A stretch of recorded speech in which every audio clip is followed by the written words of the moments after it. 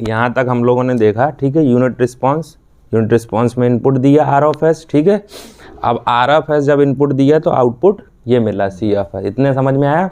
अब इसको हम लोग इन्वर्स लाप्लास से सॉल्व करेंगे। तो इन्वर्स लाप्लास से सॉल्व करने के लिए क्या करेंगे, इसका पार्शियल फ्रैक्शन करना पड़ेगा, क्योंकि यहाँ दो टर्म है एस के। तो इसको ऐसे लिख सकते हैं जब भी पार्शियल फ्रैक्शन करोगे, कैसे, a over S plus B over S plus 1 over tau, ठीक लिख सकते हैं ताकि आसान हो जाए इन्वर्स लेने में। अब एलसीएम लेंगे तो क्या आएगा, एस प्लस 1 ओवर टाउ। यहाँ पे क्या आएगा, S plus 1 over tau B S, यहाँ पे 1 ओवर टाउ और यहाँ पे एस प्लस 1 ओवर टाउ। ये तो सेम है तो ये कैंसिल कर दो। क्या मिला, 1 over tau equal to A S plus 1 over tau plus B S मिला। अब इसको करने के बहुत मेथड है, चाहे जैसे कर लो। देखो पहला मेथड है, एक बार मैं बताऊंगा, फिर उसके बाद देखो 1 ओवर टाउ ए का मल्टीप्लाई किए तो ए एस आया plus a over tau plus B s. अब एस वाले का एस कॉमन ले लो यहाँ से, तो क्या मिलेगा, ए और बी कॉमन मिल जाएगा, यानी a plus b plus a over tau equal to 1 over tau मिला। अब 0 इंटू एस प्लस ये लिख सकते हैं, इसको बोलते हैं कोफिशिएंट कंपैरिजन मेथड, मतलब कोफिशिएंट का कंपैरिजन। एस का कोफिशिएंट यहाँ पे ए प्लस बी है, यहाँ पे क्या है 0, कुछ नहीं था तो 0 इंटू एस मतलब 0, a plus B equal to 0। Constant term 1 over tau है, constant term a over tau है, तो a over tau equal to 1 over tau, यानी a equal to 1, correct. Automatically b equal to -1। एक method ये हुआ। दूसरा method है, ये गिवन हो जब भी बी एस, तो जो सेकंड मेथड। अब यहाँ पे क्या दिख रहा है, S equal to -1 over tau. इसको 0 करने के लिए क्या करेंगे, S equal to -1 over tau put कर दो पूरे में, 1 over tau plus B equal to, ये तो 0 हो जाएगा। यहाँ पे क्या बचेगा, -1 ओवर टाउ, टाउ से tau cancel, B equal to -1 आया। इसको 0 बनाना है। अच्छा, मेथड इसको 0 बनाने के लिए S equal to -1 over tau रखोगे तो ये 0 हो गया, ये मैंने पुट किया यहाँ पे, तो ये 1 over tau equal to B -1 over tau, यानी बी इक्वल टू -1। अब ए को फाइंड आउट करने के लिए इस वाले को 0 बनाएंगे। ये 0 कब होगा, जब एस इक्वल टू 0 होगा। एस इक्वल टू 0 पूरे इक्वेशन में रख दो, ए 1 ओवर टाउ, तो ए इक्वल टू 1 यहाँ से भी आ गया। जो मेथड सही लगे उसको लगा लो। हमारा कंक्लूजन क्या निकला, a equal to 1 b equal to -1। तो हमारी इक्वेशन आई थी c of S equal to, क्या आई थी, ये आई थी 1 over tau S plus 1 over tau. इसको हमने सिंप्लीफाई किया तो क्या आया, 1 over S plus minus b over वो -1 over S plus 1 over tau, यही आया। ए और बी की वैल्यू रख दी, यही आया। अब ए और बी की वैल्यू रखने के बाद जो सी ऑफ एस हमें आया सिंप्लीफाई होके 1 over S minus S plus 1 over tau, ये आया। अब इसका इन्वर्स लेना आसान है, उधर तो ले नहीं पाते। इन्वर्स लेने के लिए पहले इस फॉर्म में बनाओगे ना जब आ जाए, क्योंकि 1 ओवर एस का इन्वर्स क्या होता है, यू ऑफ टी, पता है हमें। 1 ओवर, जैसे यू ऑफ टी का लाप्लास होता है 1 ओवर एस, और e की पावर -at का होता है 1 ओवर एस प्लस ए इंटू यू टी, यहाँ पे होता ही है, ठीक है।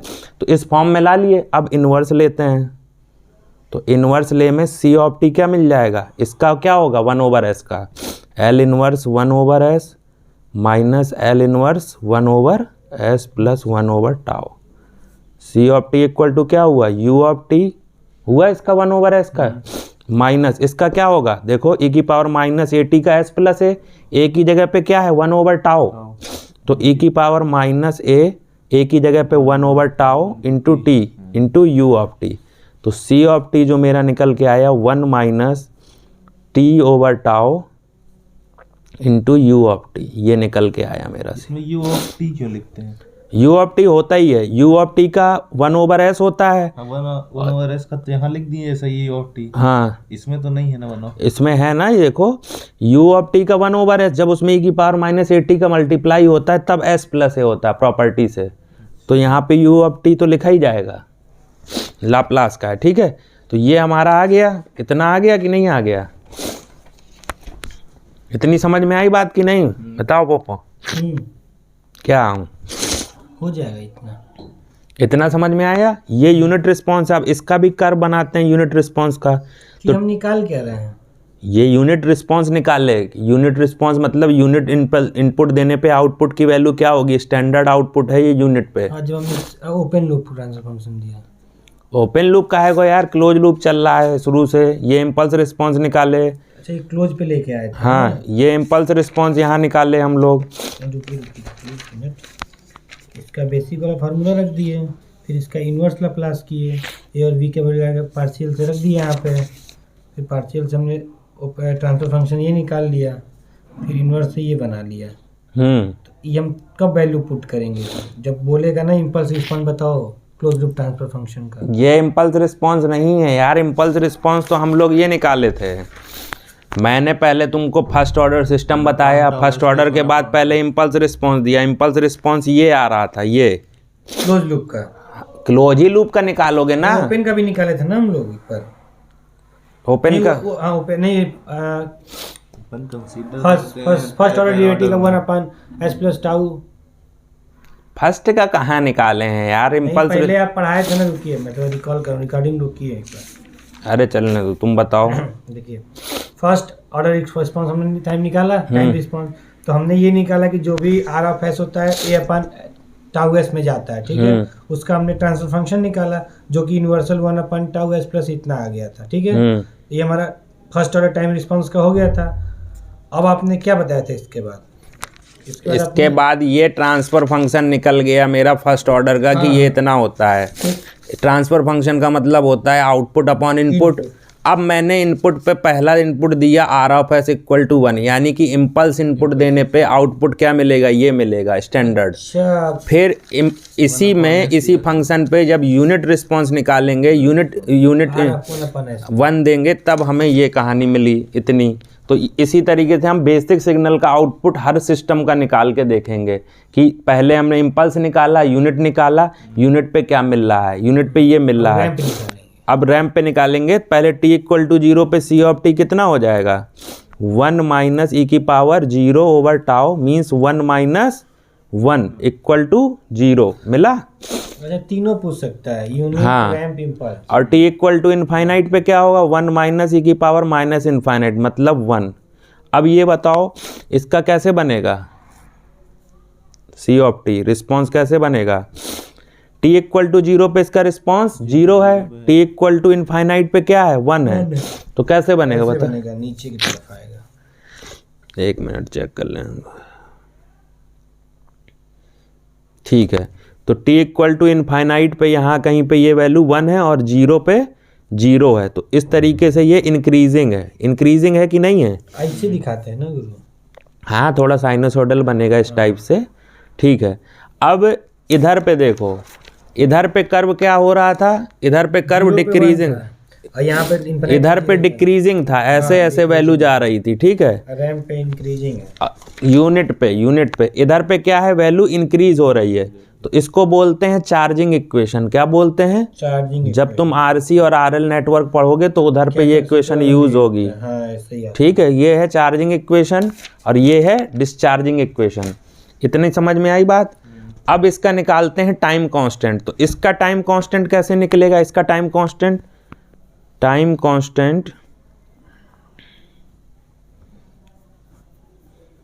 t इक्वल टू टाउ ऐसी वैल्यू होती है जहां पे आउटपुट की वैल्यू कितनी हो जाती है, 0.368 हो जाती है, उसी को बोलते हैं टाइम कांस्टेंट। या 36.8% वैल्यू जब रह जाती है, इसी को अप्रॉक्सीमेटली 37% बोलते हैं। ठीक है, हाँ ये फिक्स होता है। अपनी वैल्यू का 37% जब चार्ज हो जाता है या अपनी वैल्यू का 63% डिस्चार्ज हो जाता है तो उसको टाइम कांस्टेंट बोलते हैं। तो सी टी की वैल्यू 0.368 रखा तो 0.368 वैल्यू रखने पे 1 माइनस ई की पावर टी बाई टाउ, यानी टी की वैल्यू जो मिलेगी, जो टी की वैल्यू इधर पे मिलेगी उसी को बोलेंगे टाइम कांस्टेंट हो गया। ठीक है, तो इसको सॉल्व करना पड़ेगा।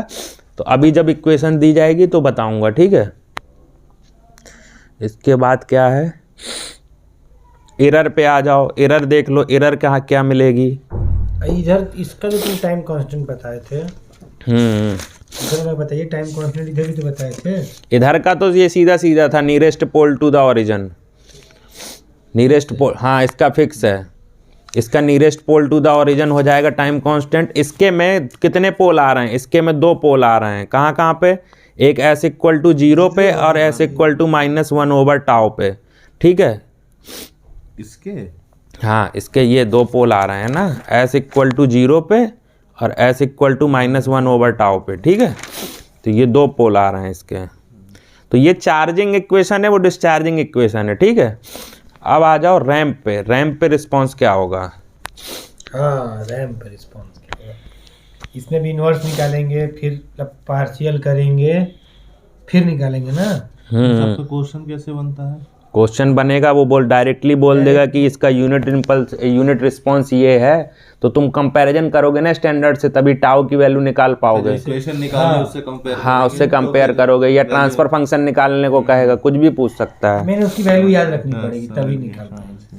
अब ये तो इस तरीके से था, ये प्लस है, ये नेगेटिव है, ये स्टैंडर्ड था 1 ओवर एस टाउ, यहाँ से सी ऑफ एस, ये आर ऑफ एस। इसकी वैल्यू क्या थी, c of s over r of s की 1 ओवर टाउ। रिस्पॉन्स हम फर्स्ट ऑर्डर के लिए ही निकाल रहे हैं। हाँ, फर्स्ट ऑर्डर ही चल रहा है अभी। फर्स्ट ऑर्डर का, सेकंड ऑर्डर का भी अलग चलेगा, तीनों सिग्नल। हाँ, ये स्टैंडर्ड याद रखना है। ठीक है, अब आर ऑफ एस की वैल्यू क्या है, 1 ओवर एस स्क्वायर। जब आर ऑफ टी की वैल्यू रैंप रखोगे, आर ऑफ टी की वैल्यू रैंप सिग्नल मतलब T u T, T u T का लाप्लास क्या होता है, 1 ओवर एस स्क्वायर।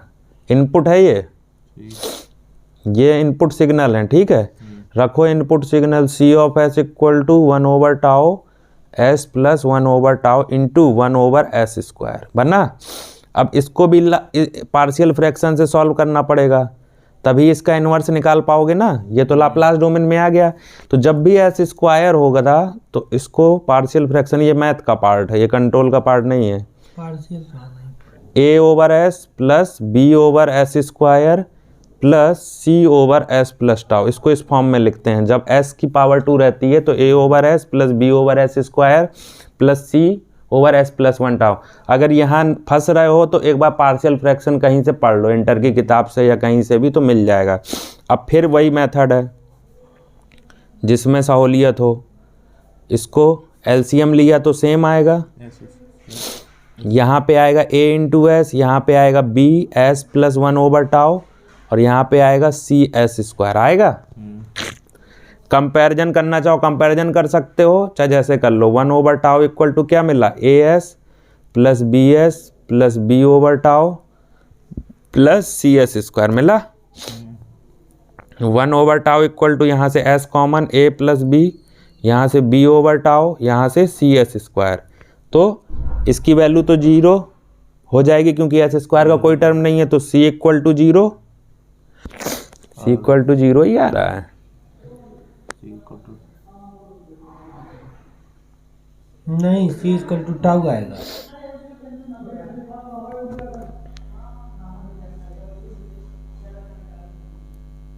एस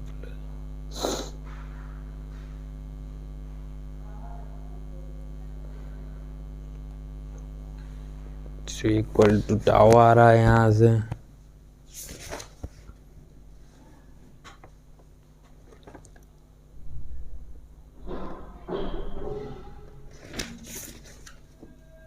देखो 1 over tau A S plus B, ये सही लिए हैं एलसीएम। एस एस स्क्वायर,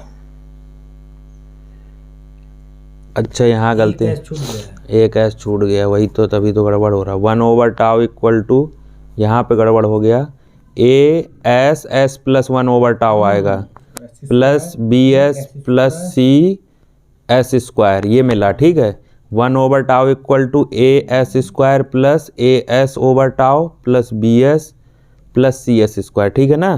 तो एस स्क्वायर का coefficient A plus c equal to 0 और यहाँ से ये सही कर रहा हूँ ना, A S B S plus 1 over tau होगा यहाँ पे। तो ये एक मिनट यार, 1 over tau equal to A S square plus A S over tau plus B S over tau, correct, B over tau और प्लस सी एस स्क्वायर। तो 1 over tau equal to S square का coefficient ए plus C और S का coefficient A over tau plus B और B over tau, ये मिल गया पूरा। B over tau equal to 1 over tau, यानी बी इक्वल टू 1 आ रहा होगा, ठीक है, बी इक्वल टू 1 और a plus c equal to 0 और a over tau plus B equal to 0। तो a over tau equal to -1 यानी a equal to minus tau और c equal to minus a means tau.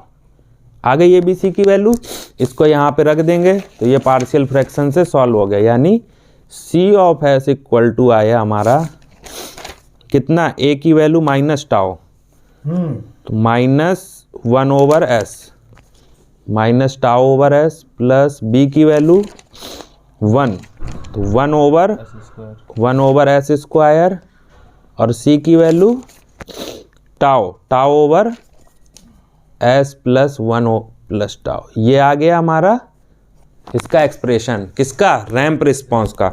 अब इसका जब inverse निकालोगे तो क्या मिलेगा, सी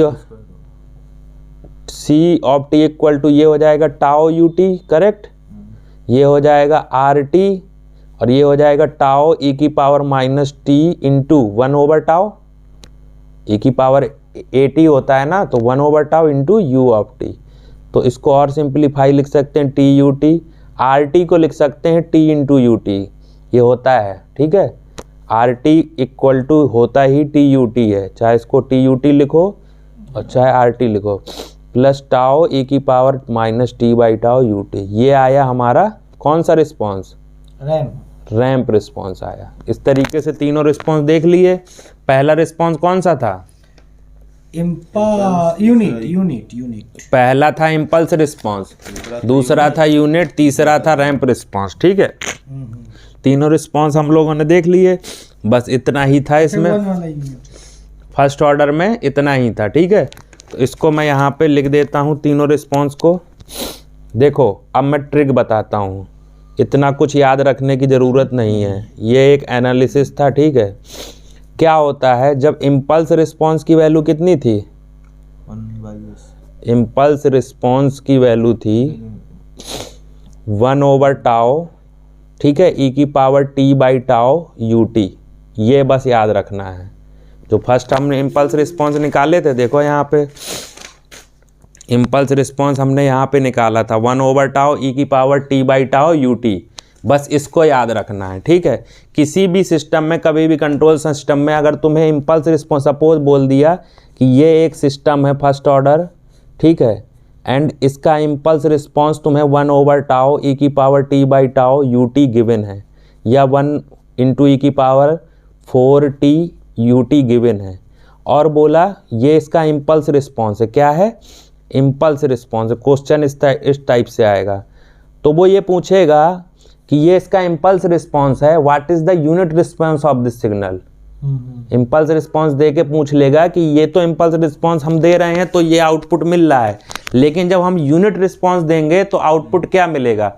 तो तुम क्या करोगे, जो तुम सोचोगे कि पहले मैं इसका सी ऑफ एस के वैल्यू निकालूं, यानी 1 ओवर एस प्लस 4 निकालूं, ये सी ऑफ एस निकलूं, यही एच ऑफ एस होगा, फिर उसमें यूनिट दूंगा, फिर आउटपुट निकालूंगा, फिर इन्वर्स लगाऊंगा, फिर आंसर लगाऊंगा। बट देखो अगर हमारे पास इम्पल्स रिस्पॉन्स है, ठीक है, किसी भी सिस्टम का इम्पल्स रिस्पॉन्स है और हमें यूनिट रिस्पॉन्स बताना है, ठीक है, यूनिट रिस्पॉन्स बताना है, तो इम्पल्स रिस्पॉन्स का इंटीग्रेशन कर दो।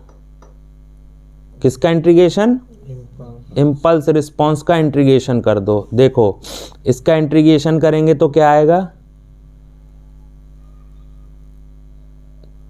dt के रिस्पेक्ट में, ठीक है। इसका इंटीग्रेशन करेंगे तो क्या आएगा, देखो 1/τ, इसका इंटीग्रेशन क्या होगा,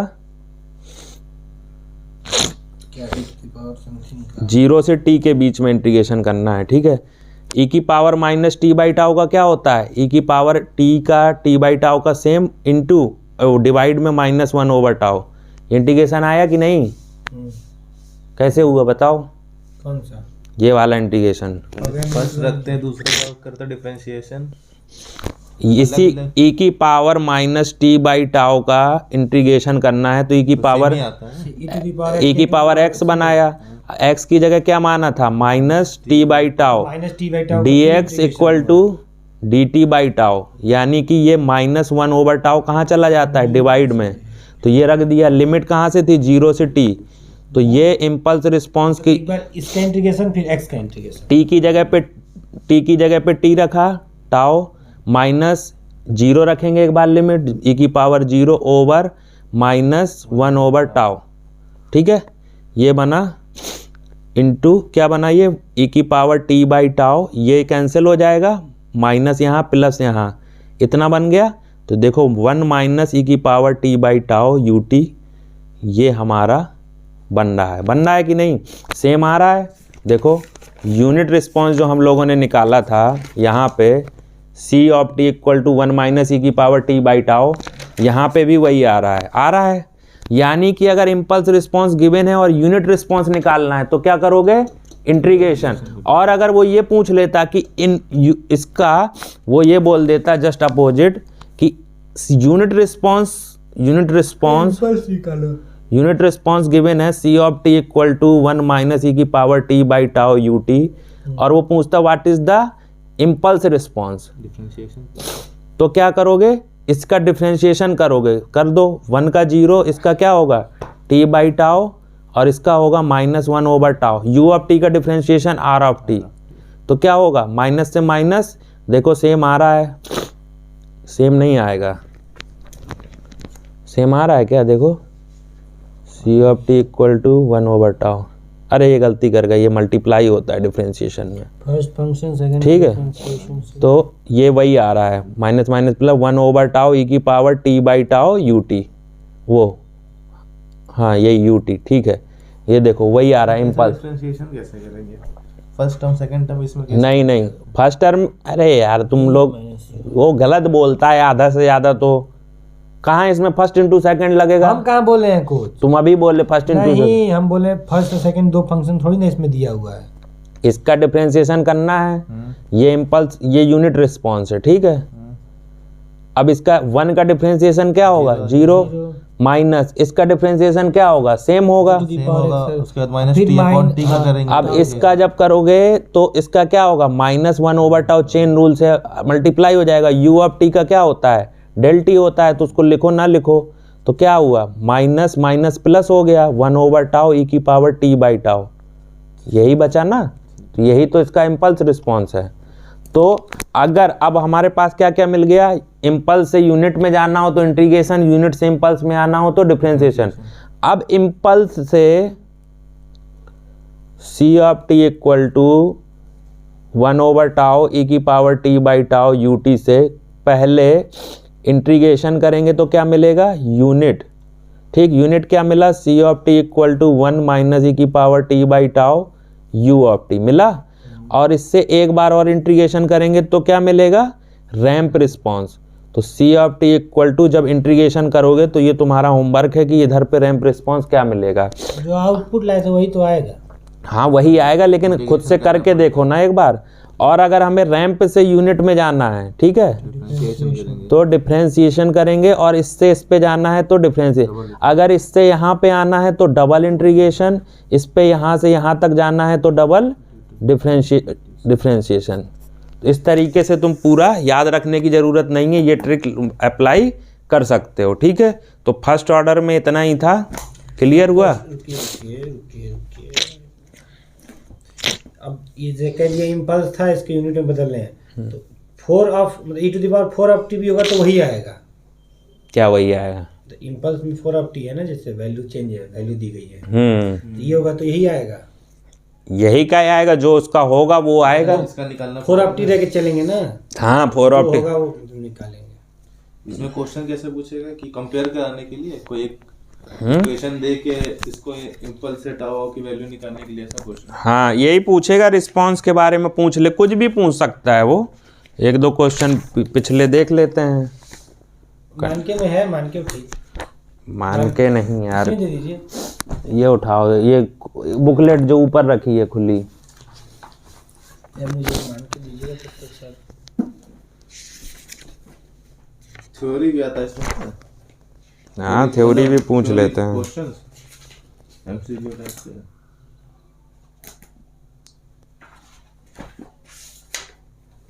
देखो एक क्वेश्चन ये आया हुआ है,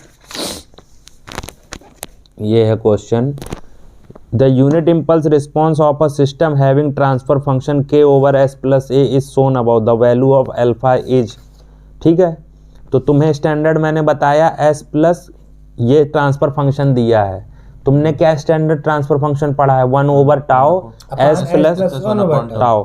ठीक है, अब the value of alpha is, तो देखो पहला यूनिट इम्पल्स रिस्पॉन्स है, तो ट्रांसफर फंक्शन तुम्हारे पास यही है। अब t1 पे वैल्यू कितनी है? 0.63 के। t2 पे वैल्यू कितनी है? 0.37 के। तो तुम देखो इस क्वेश्चन को सॉल्व करने के लिए क्या करोगे? क्वेश्चन 4 है, ठीक है, यहाँ पे तुम्हें दिया है transfer function t of s की value k over s plus a alpha. ठीक है, इसका अगर तुम इनवर्स लाप्लास निकालोगे, ठीक है, t ऑफ t या cs ओवर, तो यही आएगा क्योंकि इम्पल्स रिस्पॉन्स है, तो c of s r of s की वैल्यू 1 डालोगे ना, यहाँ पे c of s over r of s लिख सकते हो इसको। इम्पल्स है तो r ऑफ s की वैल्यू कितनी हो गई? 1। अब तुमने अगर ये मेथड कर रखे होंगे तो तुम इसको क्या करोगे? इसका इन्वर्स ले लोगे, तुरंत ले लोगे, c ऑफ t निकाल लोगे, k तो कांस्टेंट है, इसका इन्वर्स क्या आएगा? e की power minus alpha T u T. आया? अब जब तक तुम ये प्रैक्टिस नहीं किए रहोगे तो ऐसे क्वेश्चन नहीं बना पाओगे। ठीक है, अब तुम्हें t इक्वल टू t1 पे क्या वैल्यू दे रखी है? 0.63 K. 0.63 K equal to k e की power minus alpha t1। u of t की वैल्यू 1 होती है, 1, correct. c of t equal to t2 पे क्या वैल्यू दे रखी है? 0.37 के k e की power minus alpha t2 into 1। अब क्या बताना है? The value of alpha. इसको सॉल्व करोगे, वैल्यू ऑफ अल्फा मिल जाएगी कि नहीं मिल जाएगी? देखो k से k गया, e की power minus alpha t1 equal to 0.63 मिला। बोथ साइड ln ले लो, e की power minus alpha t1 ln 0.63। Calculator से ln 0.63 की वैल्यू निकालो। देखो ln 0.63, ठीक है, नहीं हमको समझ में आता है, वो बाद में पूछना। ये e की पावर डबल बेस ले लिया तो ये तो बाहर आ जाएगा minus alpha t1 ln g। ये जब डबल बेस होता है, एक पहले से ही था, जब ln लेते हैं तो एक बेस e उसके साथ होता है, तो e का ये वाला बाहर आ जाता है, ये हो जाता है 1। ये कितना मिला? माइनस 0.462। माइनस से माइनस कैंसिल, अल्फा की वैल्यू आई 0.462 ओवर t1, ये आ रही है अल्फा की वैल्यू। लेकिन इसमें आंसर नहीं आ रहा है।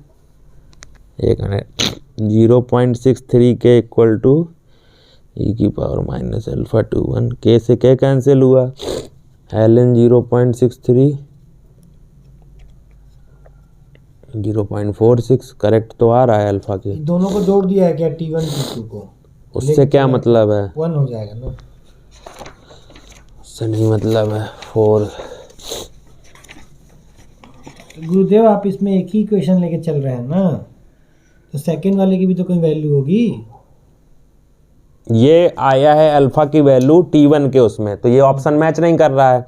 अब इस पे चेक कर लेते हैं, 0.37 इक्वल टू e की पावर माइनस अल्फा t2, तो ln 0.37 की वैल्यू निकालो। ये भी करेक्ट आंसर है, बट उसमें ऑप्शन में नहीं दिया है। इसकी वैल्यू देखो आ गई minus 0.994 equal to minus alpha t2, तो minus minus cancel, t2 equal to 0.994 over alpha, यानी अप्रॉक्सीमेटली 1 ओवर अल्फा। तो इसने जो आंसर दिया 1 ओवर T2 के फॉर्म में दिया है, जबकि ये आंसर भी ऑप्शन में बना के दे सकता था वो। तो ये भी सही है T1 के फॉर्म में और ये भी सही है। तो ये देखो क्वेश्चन दो तरीके से तुमको घुमा सकता है। तुम ऐसे निकाले सोचे आंसर नहीं आ रहा है तो तुमको दूसरी इक्वेशन में चेक करके देखना पड़ेगा। इसमें अप्रॉक्सीमेटली 1 आ रहा है आंसर, तो यही ऑप्शन आ रहा है 1 ओवर T2। तो इस तरीके से दे सकता है। तो ये इम्पल्स रिस्पॉन्स का हो गया। और देख लो एक दो क्वेश्चन इम्पल्स रिस्पॉन्स के। तो हमको यूनिट इम्पल्स का एक क्वेश्चन याद करना पड़ेगा तभी उसे सॉल्व होगा आगे। हाँ देखो एक क्वेश्चन ये है, first order system and its response to a unit step input are shown in the figure below the system parameter A and K are respectively. अब इस क्वेश्चन को कैसे परफॉर्म करोगे बताओ। इस क्वेश्चन में दिया है फर्स्ट ऑर्डर सिस्टम है, ठीक है, and its response of unit step, बोला यूनिट स्टेप तुमने पढ़ा, उसका रिस्पांस का कर्व दिया। मैंने अभी बताया यूनिट स्टेप का चार्जिंग होता है और यूनिट इंपल्स का डिस्चार्जिंग होता है। तो देखो चार्जिंग इक्वेशन है t इक्वल टू 0.2 पे इसकी वैल्यू 2 के the system parameter a and k की वैल्यू बतानी है। अब बताओ कैसे बताओगे। S प्लस ए लिया है क्या नीचे और k अपन S प्लस ए। वो क्वेश्चन देखो ना, तुम सोचो 5 मिनट, जब तक दिमाग नहीं चलाओगे नहीं आएगा यार।